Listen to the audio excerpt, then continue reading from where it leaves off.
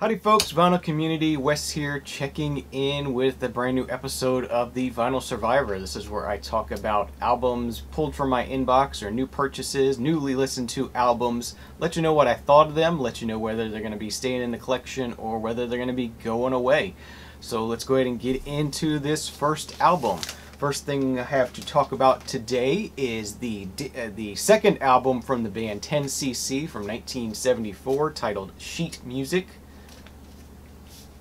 This featured the hit Wall Street Shuffle, which is kind of a diss against Wall Street and the whole capitalism and all that kind of stuff. The same stuff we're still dealing with today, 40 years later. But this was a really good album. I was really surprised at how much I liked this. You know, I've heard 10cc here and there throughout the years, and they have some good stuff, but I like this album the whole way through. It's just a great album. Really smart and witty and great songs, you know, really good music and music that makes you want to actually listen to the lyrics, and I was really impressed with that. It's got a killer Hypnosis cover on it, really cool. Love the cover on this. The graphics are great. There's the back cover, which I showed already. This is a UK pressing of this album. Nice insert with lyrics on it. The UK Records label, made in England. It is a pressing from '74, but it's like the fourth pressing or something. Fourth UK pressing, I should say. But it's just a fun, witty, fun kind of album. Very sort of pop rock. Really good music and really enjoyable. So 10cc was a surprise to me. I really liked it more than I thought I would. Okay, the next thing I have to talk about is the 17th studio album from Elton John from 1983. This is Too Low for Zero. Pretty huge hit for him. You got I'm Still Standing, I guess that's why they call it the blues, and Kiss the Bride are the three pretty notable tracks on here. This is his first time teaming back up with Bernie Taupin since he did Blue Moves in '76, so there was a kind of a period there where they didn't work together, but this is them working back together, and this is a very much an 80s pop sensibility kind of Elton John album. But it's a good album, and it's the Elton John that I grew up with, the Elton John that I know, so I love these songs, and I loved hearing the rest of this album, and it's a good album, and it's an enjoyable album. And this as well is a UK pressing. It does have a die cut cover, which you can sort of see as you pull it out. The letters there have colors on them.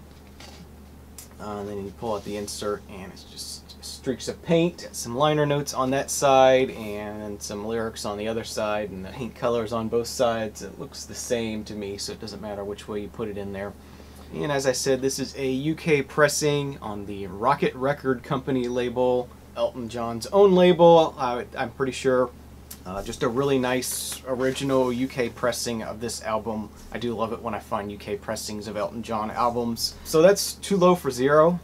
Definitely a keeper for me. Okay, the next thing we have to talk about here today is the fourth album from the band Genesis. This is Foxtrot from 1972. This of course features the well-known, very long track Supper's Ready on it, and I enjoyed this one quite a bit. Maybe not as much as, say, Selling England by the Pound, but you know, for early Genesis, there's some good stuff on here. This happens to be a Portuguese pressing that I found of this. I believe I found this in a thrift store somewhere. Really weird to find a Portuguese pressing of a Genesis album. The quality is not the greatest on this. Reproduction of the label there. It almost has sort of a bootleggish look to it, but it checks out as a Portuguese pressing. I guess they didn't quite have the quality that maybe some other places would have. Just a neat find and a unique pressing for this album, and a good Genesis album. And this is one I would recommend if you want to check out early Genesis. It's good stuff. And yeah, Supper's Ready, you know, killer 23-minute long track. Good stuff. So Foxtrot, staying in the collection. Enjoyed that one. Alright, next up is a band that headlined the Florida Folk Festival this year. We saw them play live there. Closed out the Saturday night festival. It's a band that's sort of grown on me a little bit. At first I wasn't quite sure what to think of it, but the more I listened to it, the more I loved it. And that's J.J. Grey and Mofro. used to be just go by the name Mofro. And this is their latest release from 2013 titled This River. And JJ Grey and Mofro are a band out of Jacksonville, Florida. They do sort of a modern southern rock sort of sound, so if you like southern rock kind of stuff, you know, check these guys out. They're still doing it. They're still holding it down in southern rock, I guess you could say. Just some good sort of country rock here. I really enjoyed this. There is the label, sort of a custom label. They are on Alligator Records, well-known sort of folky, folk rock kind of label, bluegrass label. A lot of different stuff like that, and this was a good album from them. I really did end up, like I said, it grew on me quite a bit. The title track closes out the album, and it's one of those closers that just makes you want to flip it over and start again. I love when there's just a great closing track that really grabs you and makes you want to start all over again. And this is one of those kind of albums that has that kind of track on it. Yeah, really cool. If you check out anything, I guess check out the title track on here, This River. Just killer track, good all the way through, and I really enjoyed this band, and actually just reviewed their beer earlier this week. The beer wasn't as good as this album, but what can you say? Good album, enjoyed the music, and this one's staying in the collection, and I might try to pick up some more of their stuff in the future, and maybe catch them when they play live in the area, because like I said, they're out of Jacksonville, which is only about an hour and a half away, so not too far away. Alright, the next thing I have to talk about today is the debut album from Joe Cocker, with a little help from my friends, from 1969. You know, well-known album, well-loved album. This particular copy is very, very well-loved. But, you know, you have Feelin' Alright, which I think he does the definitive version of it on here. Of course, the title track, With a Little Help from My Friends, another one where he does kind of a definitive version of it. Yeah, great album. I really appreciate how well he sort of takes these songs and makes them his own, and just that's what made him so popular, is that he really made the songs his own and really did a good job with them. He's on the A&M Records label, brown label, and unfortunately this one just it's really rough. It does not sound good, so I'm not going to be keeping this one, but I will be looking for a replacement to this, because I do want to have this in my collection. I really enjoyed listening to this all the way through and enjoyed spinning this, so definitely one to keep an eye out for. Try and find one that's in good shape. It's going to be tough just because this was a well-loved album, but yeah, unfortunately this one's not staying, but I did like it, and I'm going to be looking for a replacement. Alright, next thing we got, just a greatest hits comp. This is the Mamas and the Papas 20 Greatest Hits, 2 LP set on Dunhill Records. Not much needs to be said about this. It's the Mamas and the Papas, the typical stuff, California Dreamin', Monday Monday, Dedicated, The One I Love, those kind of stuff, Dancing in the Street. And this is a later pressing on the Rainbow label, or Rainbow MCA label. I'm guessing this is probably from the 80s sometime, based on the labels, but just a really nice clean copy of it. And sometimes you just want to hear greatest hits, so that's a pretty good one. So Mamas and the Papas 20 Greatest Hits, that will be staying in the collection.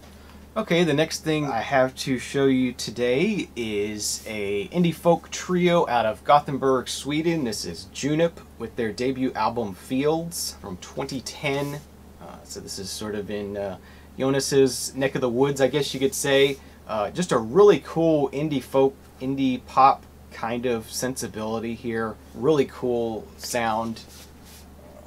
I first discovered these guys on an episode of the TV show Parenthood, which I think is the best show on TV right now, unfortunately in its final season. Always has awesome music, and the song that they featured from here really caught my ear, and I definitely wanted to pick up the full album, and it didn't let me down. It's a great album.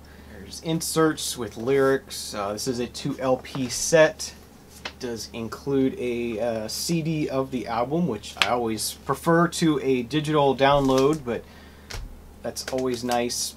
And then just some neat labels that match the album artwork. Yeah, just if you like indie folk kind of stuff, Fleet Foxes, Bon Iver, but maybe a little more poppy, a little more upbeat, I guess you could say.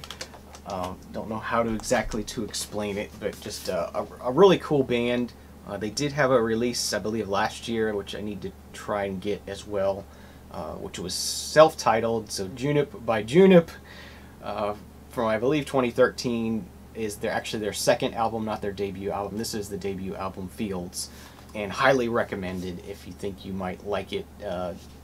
Check it out. Check out I believe it's the first song, In Every Direction, is the one that was used in Parenthood, and I love that song to death, and I love the rest of this album too. So that's staying in the collection.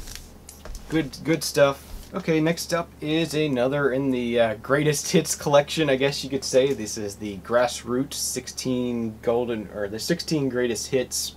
You got stuff like Sooner or Later, Live for Today, Midnight Confessions. It's a good, nice collection of hits from the Grassroots. And I enjoy hearing the Grassroots from now and then, but it wouldn't be something I might want to have as like a full album. But a greatest hits from them is a nice addition, I think. This one's on the Dunhill label as well, but actually on Dunhill instead of a later MCA pressing. So yeah, that's just a good greatest hits from them. It was released after their first greatest hits collection, which was High Tides and Greengrass, I think. This was released after that, so I think this might have a few more tracks on it. I'll have to do a comparison between the two, but this was a nice compilation. Alright, next up we have another debut album. This is the debut solo album from Curtis Mayfield, titled Curtis, from 1970. This is his first solo album after leaving the Impressions. Great classic soul, funk, slightly psychedelic album. Just killer stuff on here. I mean, if there's hell below, we're all gonna go. I first heard that song in the Dead Presidents soundtrack, but all the way through, this has some really socially conscious, just great soul songs to it. I just love the consciousness of this, and almost the folk sensibility of it, and really talking about the troubles and the struggles of people. There's photographs inside, and this is a Rhino Records reissue from I believe 2005. So they reproduced the Kurtom labels on here. So yeah, classic album, something everyone should get the chance to hear. Great songs on here, great all the way through, and another one that's going to be staying in the collection. Okay, and the final album we have to talk about today is something from this year, 2014. This is the latest album, the 12th album from Beck, titled Morning Phase. Definitely a very mellow sounding Beck album. I haven't really followed Beck all that much in the past. You know, I heard him in the early days, you know, in the mid-90s, early to mid-90s when I was in high school. I heard a few of his songs and stuff and didn't really hear much after that. And then when this came out this year, I decided, you know, I'm going to check out some more of Beck's music and dive in and check this out, and really loved what I heard. Loved the really lush, harmonious sort of melodies in here, and it's really completely different from the stuff he did in the early 90s. Nothing like that at all. This is a lot more laid back and relaxed and very heavenly. Just really cool. I mean, the album cover artwork sort of represents the music pretty well, I think. Poster and some lyrics on there. One thing I will say is this album was quite pricey. I thought it was like $25 for a single LP. It is a nice pressing, plain capital black label there. So yeah, the Beck's Morning Phase from this year, highly recommended. If you're like me and you haven't checked out Beck in a while, check him out. He's doing different stuff than he used to, and very nice music, very beautiful music, and just really relaxing to listen to. So that's going to do it for this episode of The Vinyl Survivor, episode 88. Thanks for checking it out. If you're not already, please subscribe, and you'll be able to find out when new episodes are uploaded as soon as they are. I try to do at least one a week. And thank you for checking it out. Thanks for watching. Have a great week, and we'll see you again next time. Cheers.